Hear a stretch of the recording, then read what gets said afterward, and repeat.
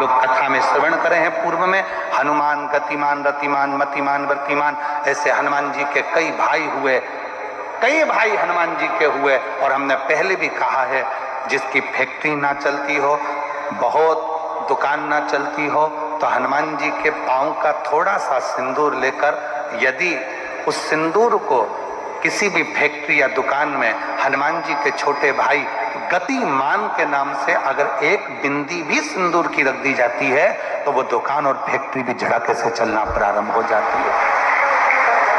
गतिमान हनुमान जी के छोटे भाई, एक हनुमान जी के छोटे भाई हैं मतिमान।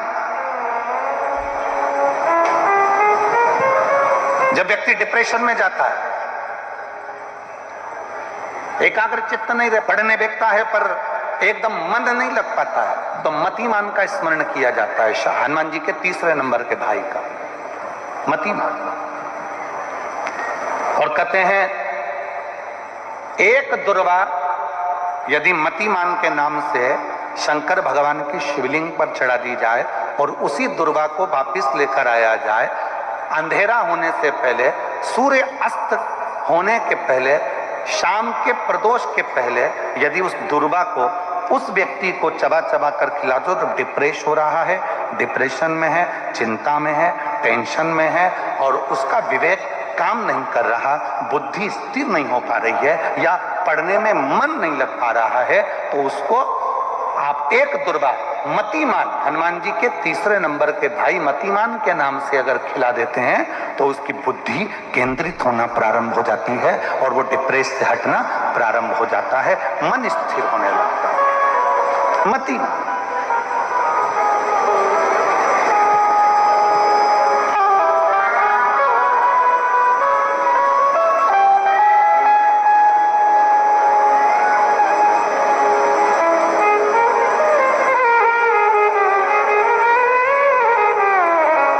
नाम आता है व्रतिमान। प्रैक्टिकल तुम अभी यहीं से कर लेना, ठीक है? चलते चलते मालूम पड़े तुम्हारी पार्किंग यहां से आधा किलोमीटर दूर है, ठीक है? अरे बोलो तो जम के। आधा किलोमीटर दूर तुम्हारी पार्किंग है और तुम्हारी उम्र लगभग बहुत हो गई, मालूम पड़े तुम थोड़े वृद्ध हो गए हो और तुम्हारा घुटना दुख रहा है, तुम्हारी कमर दुख रही है, चलते चलते बड़ी मुश्किल से तुम कथा स्थल तक पहुंचे हो। अब मन में आ रहा है कि मुझे वापस पार्किंग तक जाना है, कैसे जाऊंगी, पांव तो दुख रहा है। तो एक काम आज चलते चलते करना कि कहीं सीवर वाला महाराज झूठ तो नहीं बोल रहा है, तो प्रैक्टिकल करके जाना। क्या करोगे? यहां से जाते समय आप जब जा रहे हो और आपके शरीर का कोई अंग जब दुख रहा है, तो श्री शिवाय नमस्तुभ्यम कहकर श्री व्रतिमान हनुमान का स्मरण कर। किसका स्मरण करना है? जम के बोलो, व्रतिमान हनुमान। व्रतिमान हनुमान का स्मरण करके कहीं पर भी बैठकर अपने पांव की छोटी वाली जो उंगली है उसको जम के दबाना, और दबाने के बाद चल देना। जिस जगह पर भी दर्द हो रहा होगा, मेरा बाबा आपको मंजिल तक पहुंचाएगा, दर्द होने नहीं देगा। कल नहीं करना, प्रैक्टिकल आज ही करना।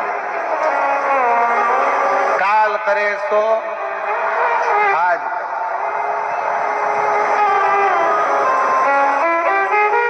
व्रतिमान आज करेंगे गुरुजी, 3 महीने में फर्क दिखेगा। तुम तो आज की आज का बताओ ना कि आज की आज में फल कैसे मिले। तो बिल्कुल तैयारी में बैठो। जाते जाते व्रतिमान हनुमान भगवान श्री शिवाय नमस्तुभ्यम का स्मरण कर कर एक ऊर्जा के साथ, ताजगी के साथ चलते जाओ। शिव थोड़ा बहुत नहीं देते, मेरे भगवान देते हैं चप्पल फाड़। 2 चीजें हैं आज कथा में आई है तो आप लोगों के स्मरण में आ जाए। जिसके घर में औलाद नहीं है, संतान नहीं है,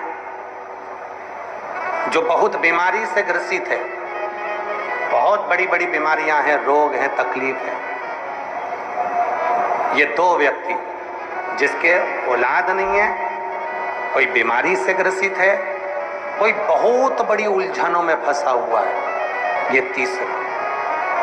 ऐसे व्यक्ति को जब शिव के मंदिर में जल चढ़ाने जाते हैं तो नंदी के सीधे कान में जल चढ़ाने से पहले अपने मन की बात नमः शिवाय, ओम नमः शिवाय, श्री शिवाय नमस्तुभ्यम कहकर अपने मन की बात नंदी के कान में कहकर फिर शिव जी को जल चढ़ाना चाहिए। और यदि किसी व्यक्ति को व्यापार खोलना है, कोई प्रॉपर्टी खरीदना है, कोई जमीन जायदाद का लफड़ा हो गया, कोई अदालती केस हो गया, कोई तकलीफ में फंस गया, कोई नौकरी नहीं लग रही है, कोई सर्विस नहीं हो रही है, कोई बहुत एग्जाम दे लिया, 1-2 नंबर से दे रहा है, कोई कंपटीशन एग्जाम में नहीं निकल पा रहा है, तो उस व्यक्ति को पहले जल चढ़ाना चाहिए, फिर आकर नंदी के राइट कान में, सीधे कान में ही नंदी के अपने मन की बात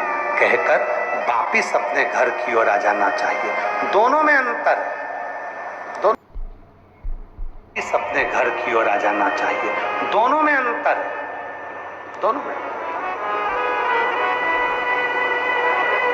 गर्भाशय में जैसे किसी हो जाती, शरीर में किसी भी स्थान पर गांठ हो गई, कहीं चेस्ट पर गांठ हो गई, छाती में गांठ हो गई, उदर में हो गई, बच्चादानी में गांठ हो गई, या किसी पुरुष के किसी शरीर में गांठ हो गई, तो उसको क्या करना चाहिए?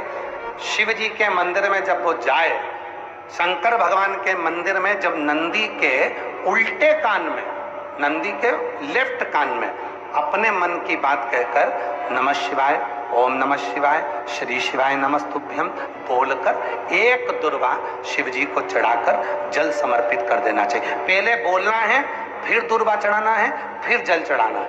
आती समय उस दुर्वा को उठाना है, थोड़ा सा जल झेल लेना है, मंदिर के ही दरवाजे के बाहर उस दुर्वा को चबा चबा कर खाकर जल का आचमन कर लेना है। लगभग 1.5 महीने कर देखो, उसके बाद जांच कराओ, आपकी गठान गल चुकी होगी, समाप्त हो रही होगी, वो गांठ अपने आप समाप्त। और कई लोग तो ऐसे, उनको आज तक हनुमान चालीसा पढ़ना नहीं है, आज तक कोई चालीसा, चाहे गायत्री चालीसा हो, लक्ष्मी चालीसा हो, शिव चालीसा हो, पढ़ना ही नहीं आती, बस बैठ गए भगवान के सामने और पढ़ लिया आसन लगा के। नहीं नहीं नहीं, चालीसा पढ़ने का भी एक नियम है। अगर कोई लक्ष्य लेकर पढ़ रहे हो तो उसका एक नियम है। पूरी जिंदगी पढ़ते रहोगे तो भगवान की प्राप्ति नहीं है, पर लक्ष्य लेकर अगर पढ़ा है, आसन से जिस भगवान की चालीसा पढ़ रहे हो उसकी मूर्ति या उसका फोटो आपके सामने होना चाहिए। एक घी का दिया, अगर हनुमान चालीसा पढ़ रहे हो तो या तो घी का दिया जलाओ, वो भी गाय के घी का हो, भैंस के घी का मत जलाना, हनुमान जी कभी प्रकट नहीं होंगे भैंस के घी से। घी का दिया लगाइए अगर चालीसा का पाठ कर रहे हो हनुमान जी का। और बहुत ज्यादा संकट है, बहुत ज्यादा परेशानी है, तो हनुमान चालीसा का पाठ करो तो तिल्ली के तेल का दिया लगाओ, काली तिल के तेल का दिया, तिल का तेल का दिया, हनुमान जी के सामने आसन बिछाकर। बहुत तकलीफ है तो 3 पाठ प्रतिदिन करो, और एक आसन से जितने समय, 9 बजे अगर आप बैठते हो पाठ करने तो 9 बजे ही बैठना है। 11 दिन तक प्रतिदिन 3 पाठ रोज करो। एक पानी का लोटा, कलश, तांबे का जल अर्थात तांबे का लोटा हो, स्टील का लोटा हो, तुम्हारे पास जो कलश हो, उसमें जल भरकर एक सिक्का उसमें पटक कर, एक लौंग पटक कर प्लेट से ढक कर रख दो, और प्रतिदिन बस टाइम पर बैठकर पाठ करो। 11 दिन पूर्ण होंगे, जिस कामना से आपने पाठ करा है, बस वो सिक्का, वो लौंग कलश में से निकाल लो, जल का आचमन करो। किसी से बात करने जाना है तो वो जल पी कर जाइए, कोई से हाथ मिलाना है तो वो सिक्का, वो लौंग अपने हाथ में